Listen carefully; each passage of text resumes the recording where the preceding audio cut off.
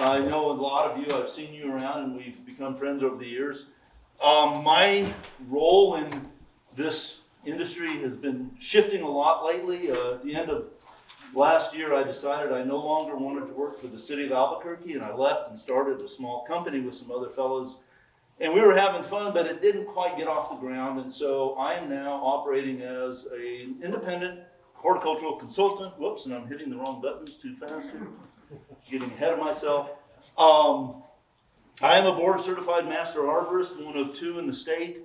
I hold the municipal specialist certification and tree risk assessment qualification, all of which is to say I'm good at passing tests on material that I like. And I like this stuff. So hopefully you're gonna catch a little bit of that enthusiasm as we go along. Tree pruning basics is a hard thing because basic implies a simplicity that maybe is false. There's some stuff you need to know that really helps you make some decisions. So we're going to spend a little bit of time on some of that precursor information. And basically, what, why, how, where, when, and who. Not all acts that take wood out of trees is pruning.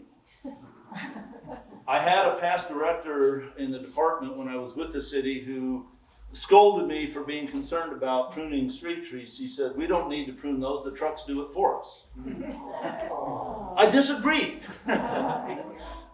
They shaped them, yes, but that's not really pruning. So understanding that cutting living wood injures the tree is important, because with that in mind, we try to limit how much we prune to what's actually necessary and not just get carried away because it's kind of fun. And when we make that wound, we are forcing the tree to spend energy to repair that wound, but we've probably taken out some of the leaves that are going to make energy, right? So we've set the tree up for a little bit of a stress that way. So we're going to talk a lot about how trees respond. We'll talk about the tools.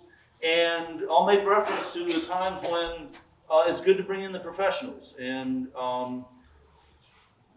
there's a lot of times. Examples being like this, when you're needing large trees pruned up high. So this is, some of you met Curtis Maynard. He was one of the people in our Root to Shoot tree company. This is him up in a tree, up in the Ridgecrest area. So a few things to point out here. We're pruning in summer because the tree is metabolically active in summer and can most quickly address the wound we've just made. Which is also why this is not a live demonstration of pruning. This is exactly the wrong time of year to be pruning, because we open a door that the tree leaves open through the winter and then tries to respond to. Bigger cuts, you might end up needing to use a chainsaw, as the gentleman is here. Long reaches, you might end up needing to use a pole saw. Now, most of us are probably not going to need either of those things. I don't recommend a chainsaw for homeowners. I own one. It's a small electric chainsaw. I use it as little as possible. Chainsaws will hurt you. They will also hurt the tree. The chainsaw on a stick, worst idea ever. Because now you can give anybody the tools to go out there and make haphazard chops and skips and all kinds of damage up in the canopy. And it happens a lot. So, that's not the kind of pruning we're going to be talking about so much today. I wanted to show these as just some examples of trees that may or may not have been pruned well in the past, and give you a moment to look at them and think about them. This is an ash tree here. This is an elm tree, one of the Siberian elms. Over the years, when this tree was younger and the forestry crew with the city parks operated on a different model, it had a lot of wood stripped out of the interior and kind of pushed growth way out to the edges. That's done a lot of times because, well, and to quote the folks that were doing it before they knew how bad that is, they could quickly drop a lot of brush on the ground. Look how busy we are.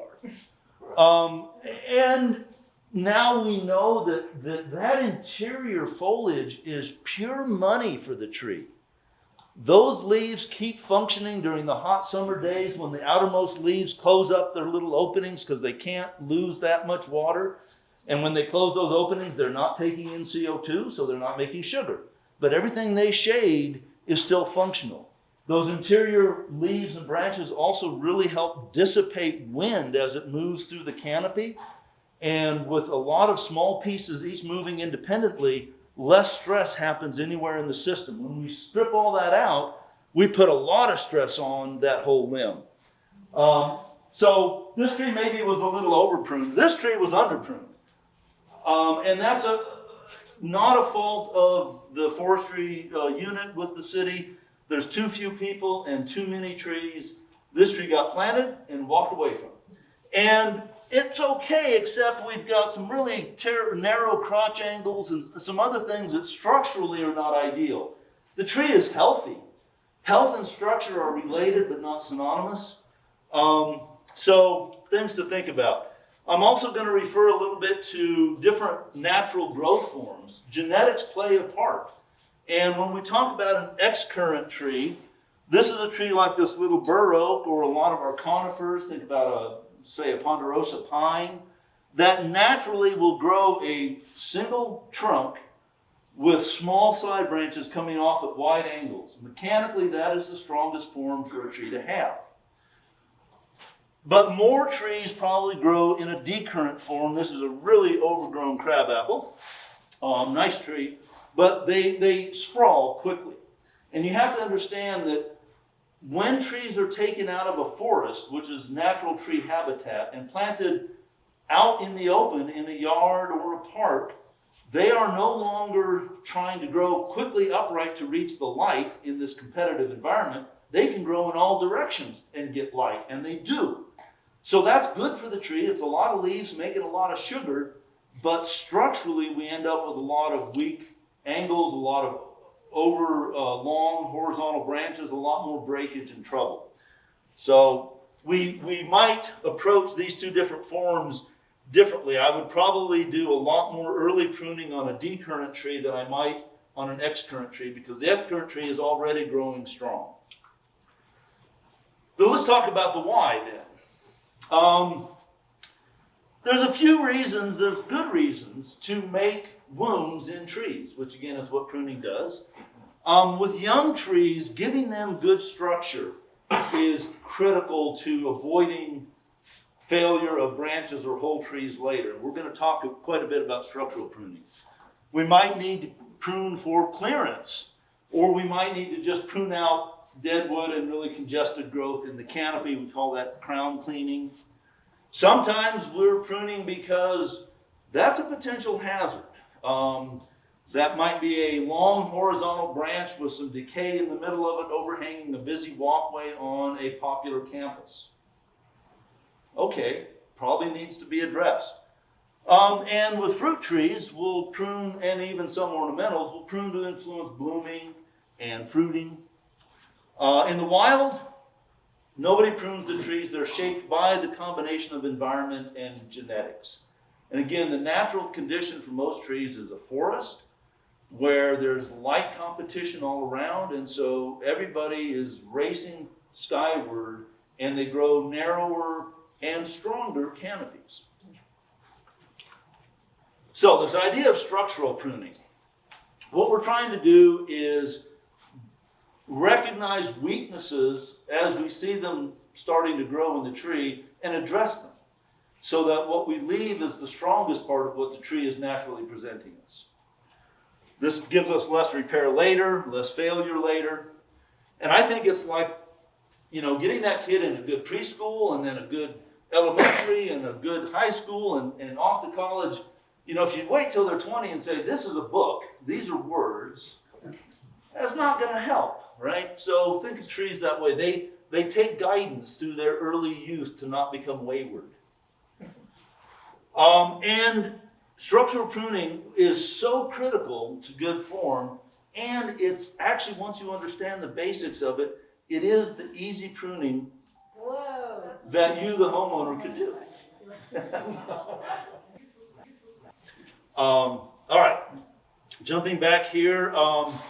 So Dr. Ed Gilman is another very famous and very smart educator and researcher, and he kind of wrote up some of the structural pruning stuff.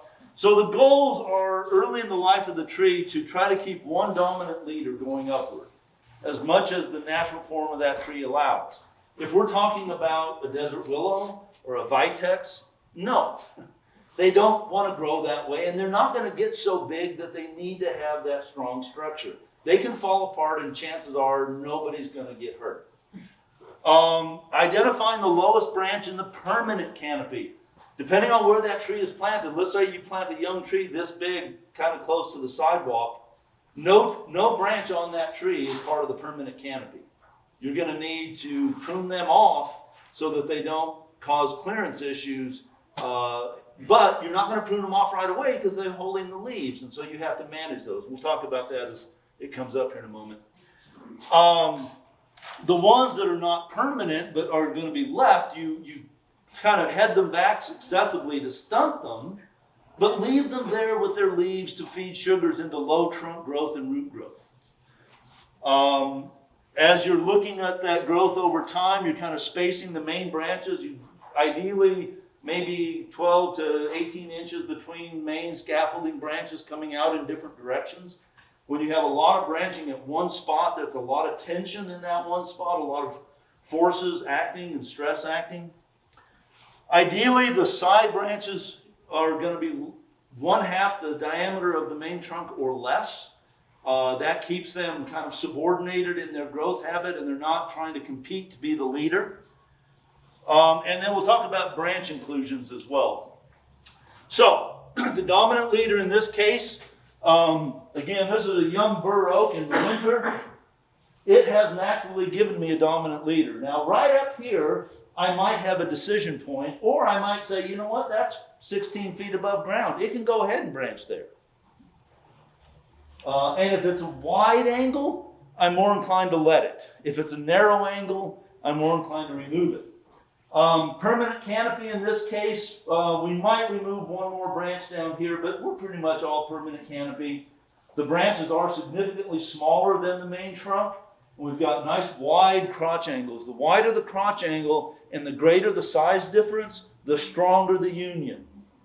As that crotch angle narrows and as those stems get more and more the same size, the union gets weaker. Okay, so on their own they grow this way. Now here we have a lacebark elm, also known as Chinese elm, not the Siberian elm, which is the big old tree that has babies every year everywhere. This one's much more well behaved, but they grow decurrent, they spread out quickly. You can see we've got massive branching happening at multiple points. We have codominant stems. There's no one central leader in there. There's no guy. Everybody's competing to be the one. We've got permanent branching beginning fairly low. Now this is out in a park, and that's probably okay where it sits. But we're going to look at this in a moment, a little bit closer here. Included bark, what is it?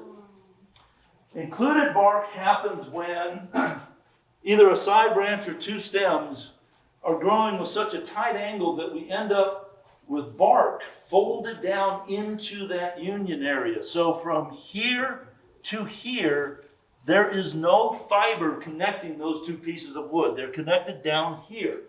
What there is there are two cylinders expanding in size every year, pushing against each other. So over time, more and more stress can develop. Now this is a small side branch. If it fails, it's going to create a pretty bad wound and tear out a bunch of bark, but the main trunk is going to be okay. This is a big included bark union at the base of the main codon structure. If this fails, the tree's wrecked. And a lot of times that's where failure will happen. So we're going to try to avoid letting those happen. So again, kind of a stepwise approach, thinking about structural pruning. This is the kind of thing you as a homeowner, you plant a small tree. Tree New Mexico came and planted a small tree for you in the yard, whatever it is.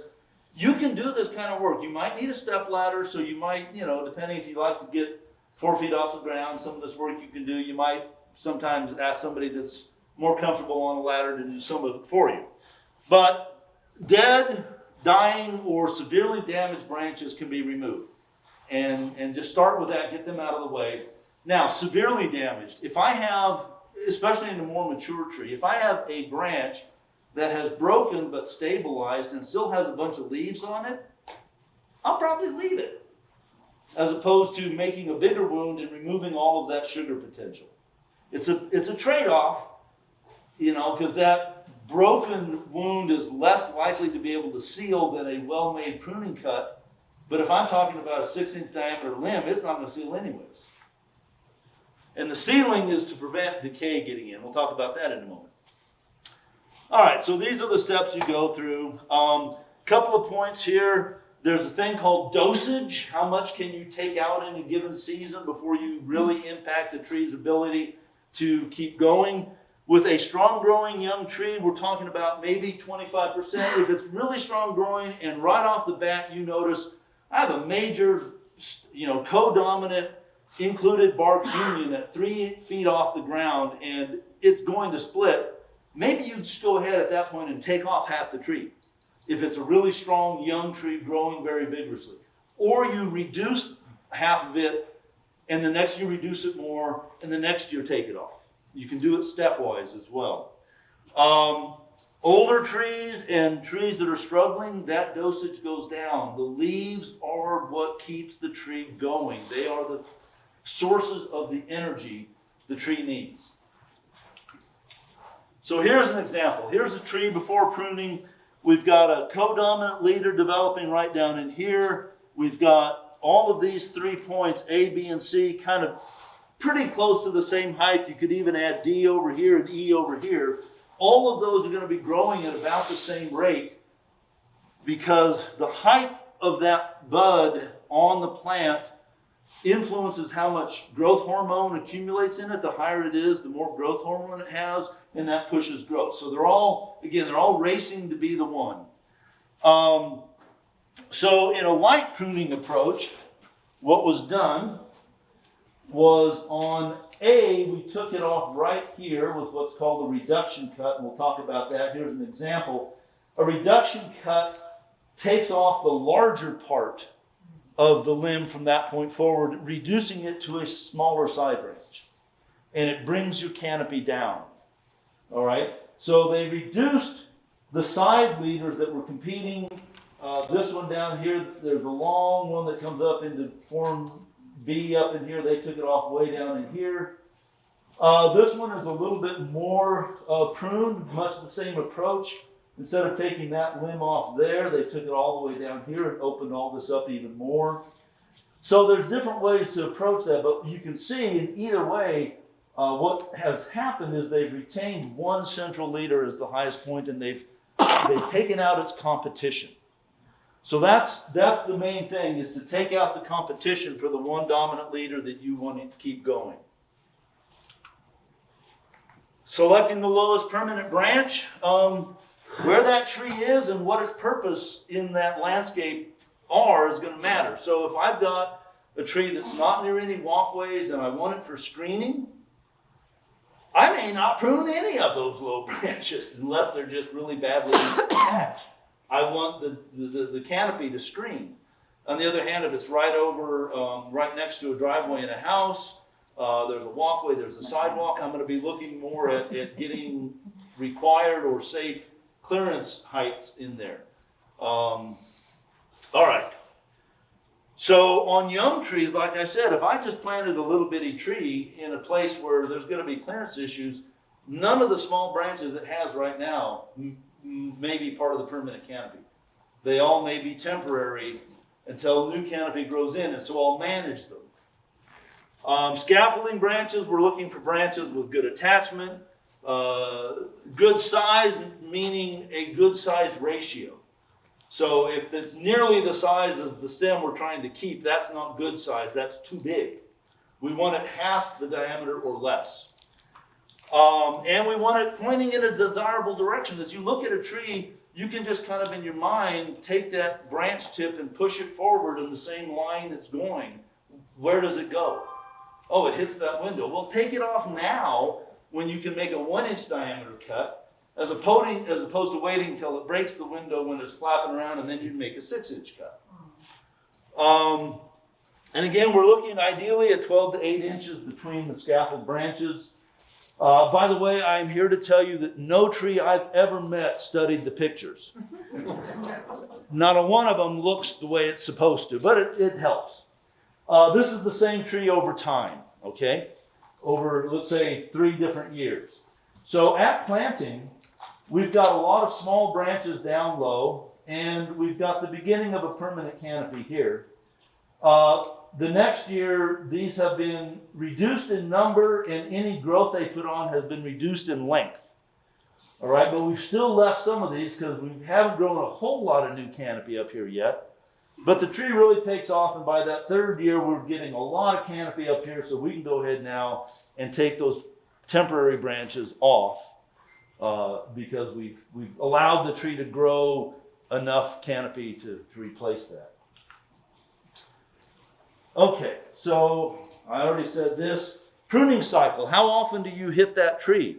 Well, you know, if it's in your backyard, you can prune it once a year or twice a year, you know. But depending on where it is, the city, we were aiming to get a pruning rotation going. And again, it's an understaffed operation. Basically, they respond to emergencies. There is no pruning cycle.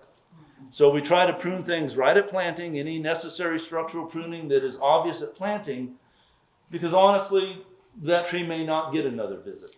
But if you can do that pruning at planting, and Dr. Ed Gilman, who I referred to earlier at a conference one time, illustrated this beautifully. We actually went out and planted a tree with him, and it was a large ball and burlap tree, which, you know, is maybe 12 to 15 feet tall. And he said, now, before we plant it, I'm going to lay it over on the ground, and I'm going to prune it this way, as opposed to getting on a ladder and doing this. It's like, wow, hey, I like that. Let's keep that in mind. So that's a good approach. If it's a big tree, give it a couple of years, prune again. You know, just keep an eye on what's developing and look for those weak crotch angles.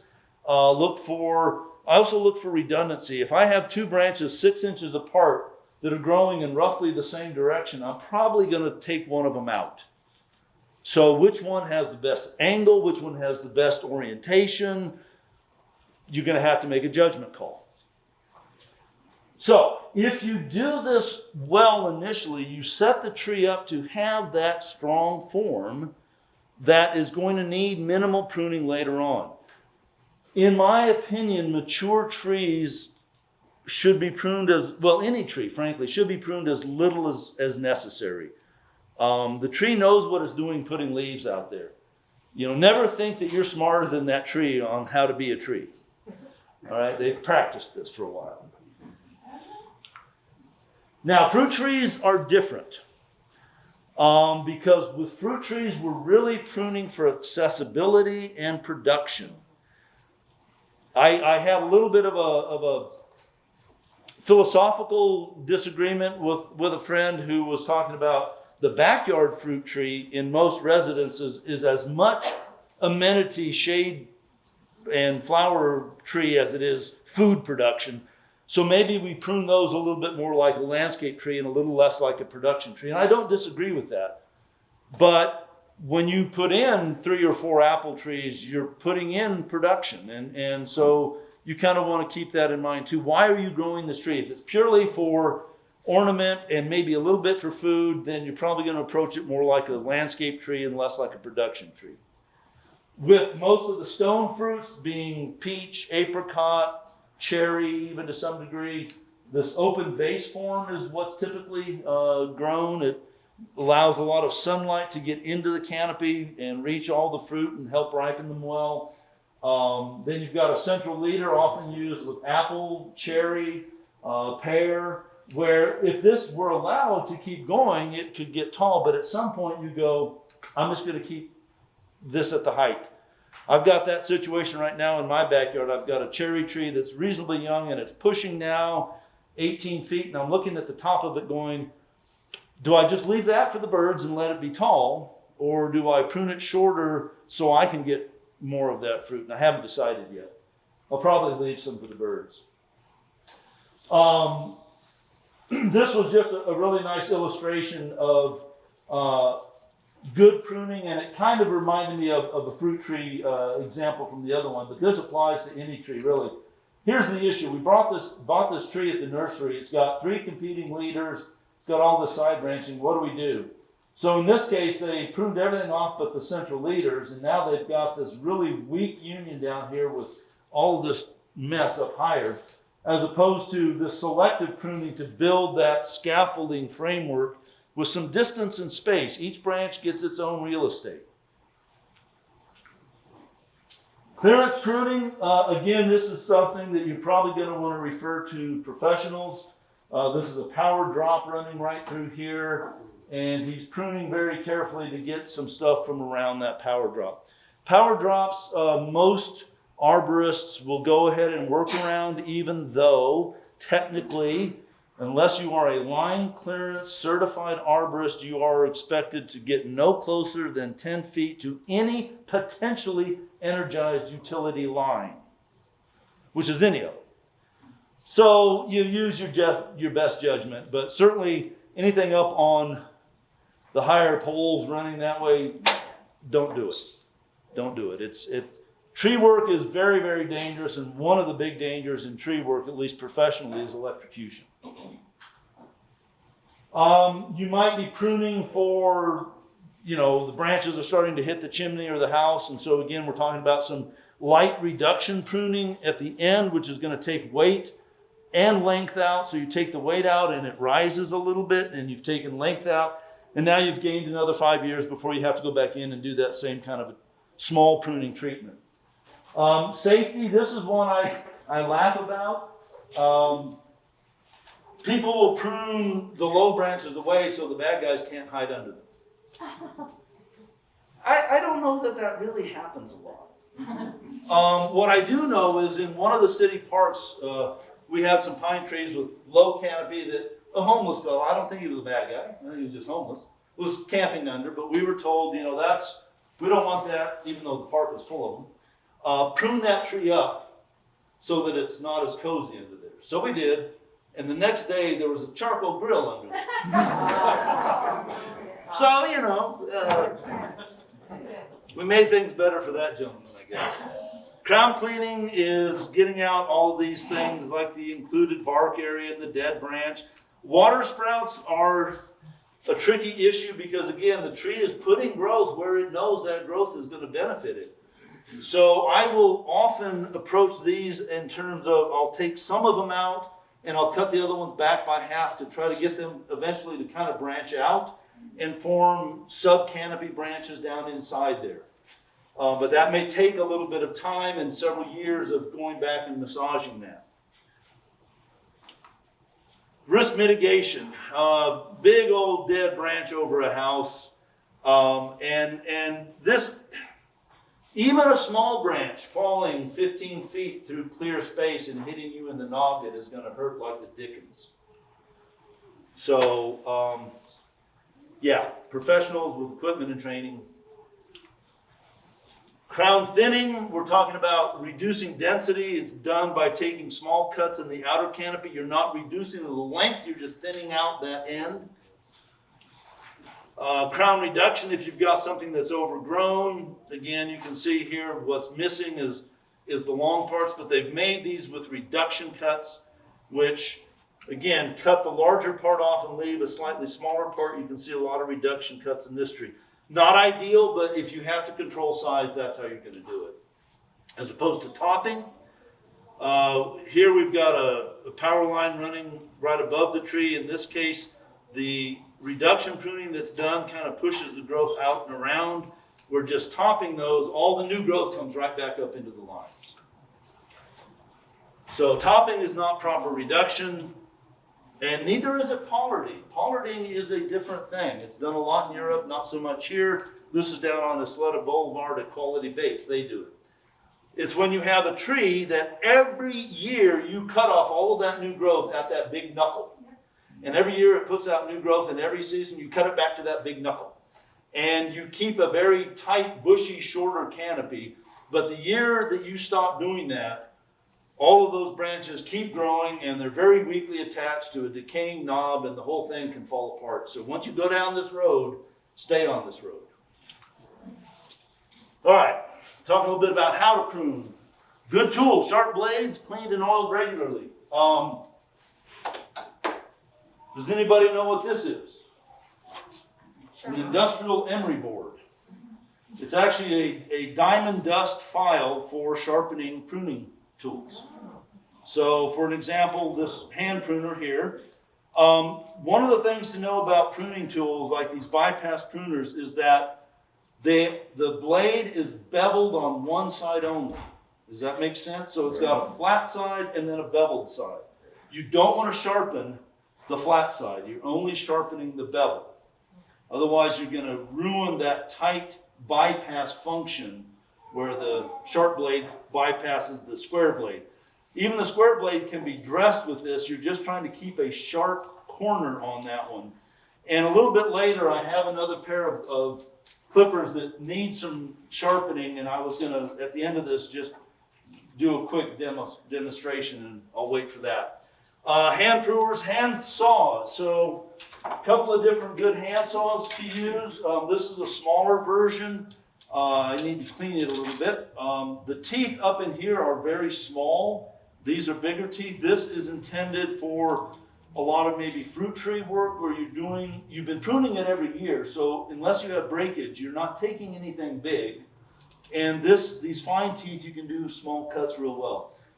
By the time I'm doing small cuts real well, I'm using the clipper. It's faster, it's cleaner. But it was a nice idea. This is another saw made by the same folks. Silky brand. These are like professional tools, but even the tools that you'll buy at the big box stores now have a very similar tooth pattern. Very aggressive, cuts through green wood in a heartbeat, cuts through flesh even faster. I have drawn more blood on myself with this saw than I care to tell you.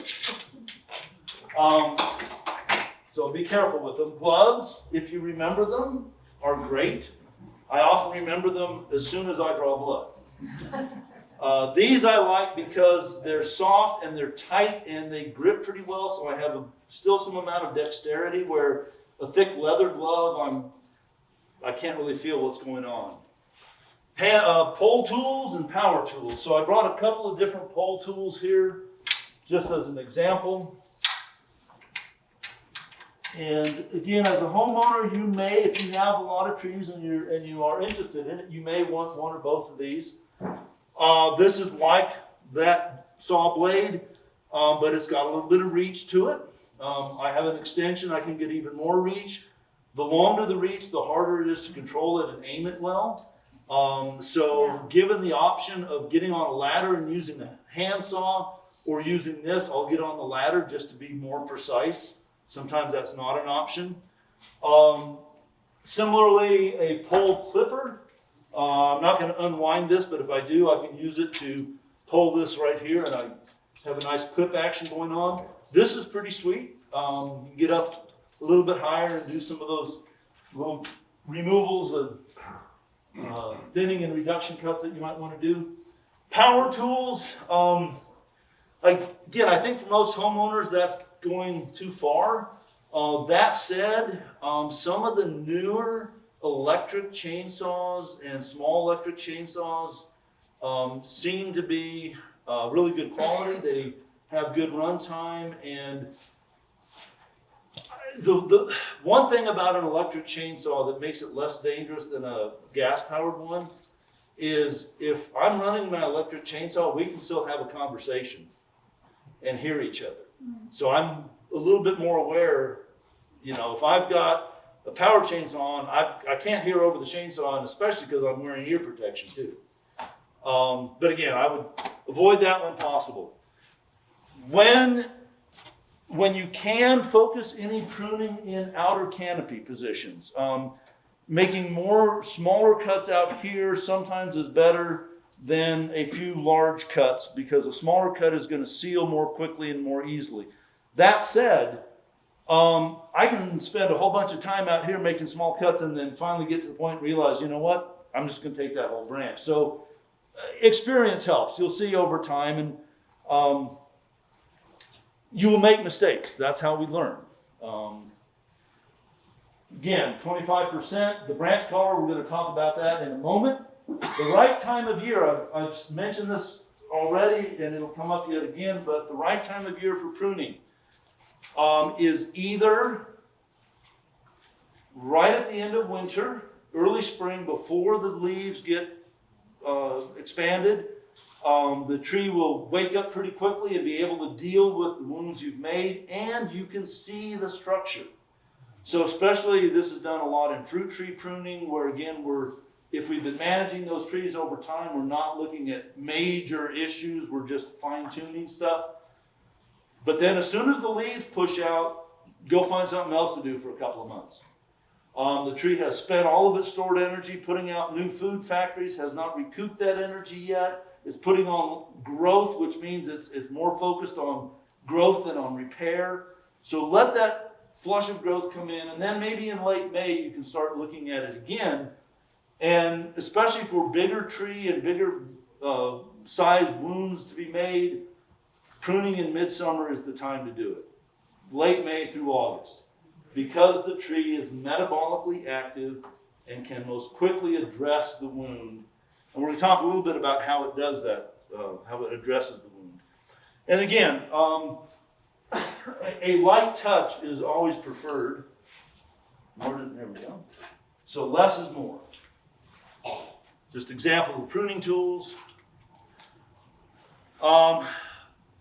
Wounds in trees are different than wounds in animals. Our flesh will kind of heal back together, may leave a scar or whatever, but tree tissue doesn't do that. So once we've made a wound like that, it's basically going to try to seal that wound against decay. So I mentioned earlier fungi. Fungi are amazing,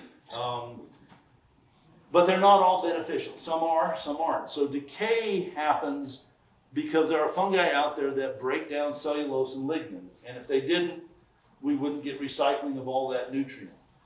But they attack dead wood, and the interior of larger branches and trunks is physiologically dead. There's no living cells in that wood, no living contents in those wood cells. And that's what fungi like to decay. So the tree is trying to prevent fungi from getting to that structurally important, healthy dead wood inside. And so what they're going to do is they're going to make anti-decay chemistry and push it up from below to the surface of the cut, and then they're going to try to grow wound wood over the cut. And if both of those things happen in time, the wound is sealed and decay does not get started. The larger the wound, the less likely it is to seal. They tell us 3 inches is kind of the magic dividing line. So coated, this compartmentalization of decay in trees, that's what I was just talking about, where the tree is trying to lock that damage point away inside chemistry and new wood, and then just keep going. And if it's successful, I can split that tree apart 60 years later and say, look, here's an old pruning wound we just cut through, nice and sealed up inside that fiber. And just so you get an idea of how that is functioning. So this is the dead part, along with the outermost layer of the bark. But it's healthy, it's sound, it provides structure, and it provides storage. The tree will use these ray cells to move nutrients into those dead but still useful cells and back out and that kind of thing. The cambium layer is that thin green layer right under the bark. That is like animals' stem cells. That is the tissue that makes new tissue. So that's where our repair is going to come from. All right, now we're going to talk a little bit more specifically about where to place that cut on the tree. So in an ideal world, the tree is going to present you a branch collar as a target. So let's say we needed to remove this branch for some reason. Right here, you see there's a little bit of a line. That's the edge of the branch collar. And what that tells us is that our cut is going to be aimed right up in here, just on the outside of that branch collar. We don't want to cut into or certainly flush with the tree. And we're going to look at when you don't have a good branch collar. But I wanted to show these 2 slides as well. These are from a natural forest area that had experienced some fire. So in this case, we had an older branch that died, and then the tree was killed by fire, but it really showed that branch collar beautifully. And that's what happens. If you prune a branch too far out, it will die back to the branch collar, and the next year you can make a more precise placed cut. So it's always better, if you're not sure, to err a little bit on the branch side as opposed to the trunk side. This picture is cool because this is the cone of attached tissue that came out of this hole. What this shows us is how deeply embedded and knit together the fibers of the branch are with the fibers of the trunk when they grow together over many years. Now, if we made a cut in live wood and got response growth, it's not going to be knit deep into the core. It's only going to be attached on that outermost ring. And that's why that response growth from the pollarding cuts, if you let it go, you get longer and heavier branches attached just on the edge. They're not deeply knit like that is. And that just shows that again. So, pruning cuts, we're going to take that branch off. First, we're going to look for the branch bark ridge. That's another feature we don't want to violate. I'm not sure if it has a specific function in the life of the tree, but it's a good marker for us to keep our blade away from that. We're going to look for the branch collar. And then, sorry, all my little things weren't coming in right. We're going to do a 3-step cut, and I'll show you that in a moment. This is a pruning cut made the previous year, and you can see how that donut is closing. I'm going to get good sealing on that wound. Now, this 3-cut method, if I've got a larger branch, if I just start cutting right here, by the time I get a little bit more than halfway through, the weight is going to overcome the strength of the remaining fibers, and it's going to tear and rip out a huge chunk of bark and fiber down into the trunk. A door the tree will never close. So the first thing to do is take the weight out. You start with an undercut a little ways out. How far out? Well, far enough that you can grab it with your hand. So you grab it here, you make your undercut, you get about halfway and it starts to pinch the blade a little bit. That's when you pull it out and you start here cutting down from the top. By the time you get about to that same point, all of this just falls off, clean. Then you come back and make your well-placed final cut right at the edge of that branch collar. This is what happens when you have a flush cut. And again, that's going to, by the time these edges coalesce, if they do, decay will have gotten into that small stem. So again, we're looking for that cut outside the branch collar, but what if there isn't a visible branch collar, as is often the case? You have to just kind of deduce where it might be.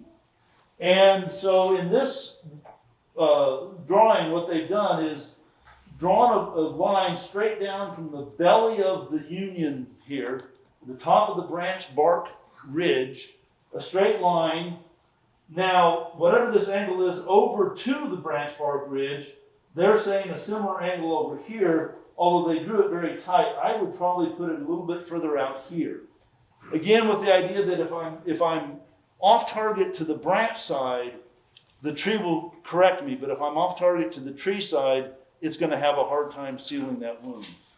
Now, when we talk about the included bark situation, your pruning cut is all the way down here at the bottom of that included bark union. So you, again, take the weight out first. You can kind of try to see where that is. Maybe you make your first cut a little bit higher so you don't go too low. You might, because often this forms a little bit of a concave thing, you might need a little bit of a chisel or something to finish getting that out of there. We talked about lion's tailing earlier, just another example of a tree that's been lion's tailed. So what happened is we took out all of this good food factory in here. We increased the wind load because now the wind is hitting out here and really whipping those around. And all of that food factory in here efficiently feeds the taper growth of these branches. Taper is the change in diameter over length. A strong taper is, well, a significant taper is strong. A branch that doesn't taper is weak. And we can see here, this branch hardly tapers all the way out here. Very prone to breakage. When to prune? Dead branches, whenever. damaged and broken, probably when you notice it. Go ahead and make a cleaner wound, unless, like I was saying earlier, you look at it and say, most of that branch is still functional, and I'm just going to leave it. Small branch pruning, again, late winter, early spring, right before leaf out, basically end of January through mid-March in most cases. Summer for a lot of your stuff, don't prune right now, and don't prune right after things leaf out. Those are 2 times to go find something else to do in the landscape. Including the fruit trees? Including fruit trees. So fruit trees between late May and August? So most fruit trees I would do in the late winter, early spring, but let's say you bought a house that has an old apple tree that's too big, and you want to do pruning to reduce its size. I would do that in summer for 2 reasons. One is because I know I'm going to be making bigger cuts that I want the tree to be fully awake to be able to deal with. But also, it turns out that when I make a cut into living tissue that is fully awake, as opposed to living tissue that is dormant, the fully awake tissue produces less response growth. The dormant tissue produces more response growth. And if I'm pruning for size reduction, I want less response growth.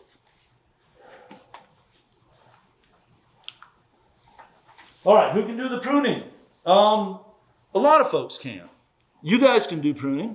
Your own landscape trees, just be aware of your own sense of safety with heights, with anything like that. Trained landscape maintenance people, trained tree care people. Can I emphasize that word again? Trained. When you take Joe lawnmower and hand him a chainsaw and a stick and say, can you prune the tree too? He will prune the tree. And it probably will be bad. So I like this idea of learning by volunteering. And these are 3 different areas where in the past they've been eager to get people to help them prune mostly orchards. And a lot of times, who knows who's been pruning them in the past. There's been different people coming and going. They aren't necessarily in the best shape, and they know that you're just learning. And so learn on somebody else's trees. And then go home and think and do yours with a little more thoughtfulness now that you've learned something. So when you say that, who are the people who are heading this up? It kind of depends with time. The Los Lunas Ag Science Center, that's probably going to be Dr. Marisa Thompson. She's based down there at the Los Lunas Ag Science Center. She's with NMSU. She, in the past, has set up their pruning volunteer days. They also typically have a pruning class that I've often been one of the instructors of. But pruning classes don't get much pruning done because you're talking as much or more than you're working. The Bernalillo County Open Space, I would just contact Bernalillo County Open Space and say, hey, do you guys need any volunteer pruning this year? What I'm saying is, are they certified who are going to be supervising me as a volunteer? No. I'm just out there saying, oh, okay. You're going to take what you think you know and you're going to apply it. And hopefully they're going to give you some, little bit of a class, maybe something along the lines of this, maybe not even as nerdily in depth. Sorry, I kind of go off into the depths on some of this stuff, but I think it's all important. But no, they're basically just looking for help, and they don't necessarily know what they're doing either. It's not, I'm not trying to speak bad of them or anything, but that's not their background or their job. But still, it's a place to, if nothing else, get familiar with your tools, get familiar with how wood reacts when it's cut and which way it falls and things like that. But yeah, usually these have been preceded by some level of a class. The county open space offers a master naturalist program that is absolutely terrific. Yes. Anybody that's the slightest bit interested should look into it. Yeah. And there's another program that is that came out of actually a collaboration between myself when I was with the city and Colleen McRoberts, who was with Bernalillo County Open Space at the time. She's the one that started the Master Naturalist Program. It's called Tree Stewards, and it's right now being run through Tree New Mexico, and it's basically trying to get people with a little bit of tree background to be able to volunteer for different public sectors and in whatever way they come up with. Yeah. And also there's the Bernalillo County Extension Services Master Gardener Program, and they do classes also on pruning. And you always have somebody, they have arborists that are also members who make sure that people know what they're doing. Yeah, the Master Gardener class is a great series of classes. It's typically 13 weeks. 16. Oh, they've expanded it, okay. And yeah, you get a lot of good information and some good hands-on opportunities. And I know they've got that demonstration garden that's right there by the extension office, and there's some small fruit trees in there that I had planted back when I ran that office this is a fruit tree style that I heard about when I was on a trip to Washington State. An older fellow that was with extension there said, I don't recommend to homeowners that they plant semi-dwarf apple trees because that's too much of one variety all at once, even for a family. And he said in that same space, you could plant 3 or 4 fully dwarfed apple trees and get 3 different varieties and 3 different harvest windows, but you got to trellis them. What makes fully dwarfed apple trees fully dwarfed is that they're grafted to the puniest rootstock out there. And it just doesn't make a big tree. It's so weak it won't even hold itself up. So you grow them on a trellis. And so they've been doing, those were put in, it's got to be close to 10 years ago now. And every year for the last little while, I've led a little pruning workshop there specific to how do we address these trees on the trellis.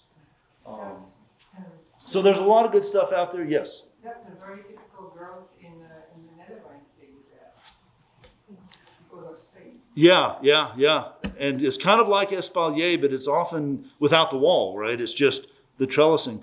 I saw that actually in Washington State on the same trip where this gentleman was talking, where we visited in the same day 2 different apple orchards, and one had these 80-year-old trees that were just beautiful trees, big, spreading, beautiful trees of a variety that nobody buys anymore because it's 80-year-old variety.